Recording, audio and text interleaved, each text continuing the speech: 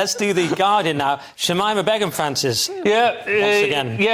Shamima Begum loses appeal against removal of British citizenship.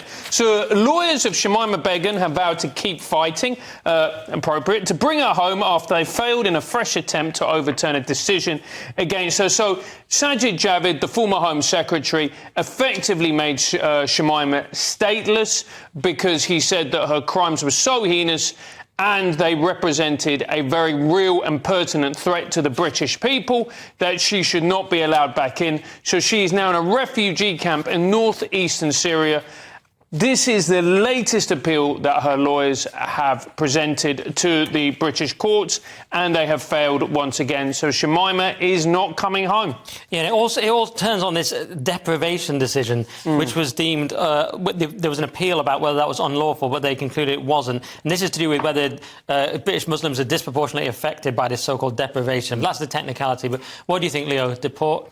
Well, I feel the whole don't need to because she's not in the country. No, but right. I feel like she's been made a scapegoat for a wider issue that we were just talking about, which is the growth of radical Islam in the UK. And quite often this is at like the Green Lane Mosque in Birmingham, which is funded or was funded by the taxpayer. Diversity is our strength, Leo. It's absolutely insane. So on the one hand, we've got a government and a system that's encouraging funding and allowing radical Islam to foment and allowing hate preachers to go pretty much, around doing what they want. And they pick out Shamima Begum, who was basically a child. She was like 15. She was groomed by Islamists and taken over. She's a victim in this, and they picked her out as this highly visible scapegoat for all that. It's like you're not dealing with the problem, and what you're doing is victimising somebody who, all right, I'm not hugely keen on getting her back in the country, but we'll do things on holiday, things get out of hand, you have a few sangrias, all of a sudden you're throwing a plastic pool chair into the town fountain,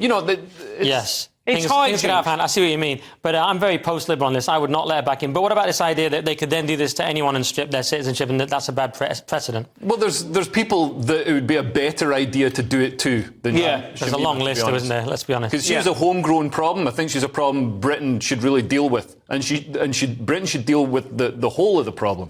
OK.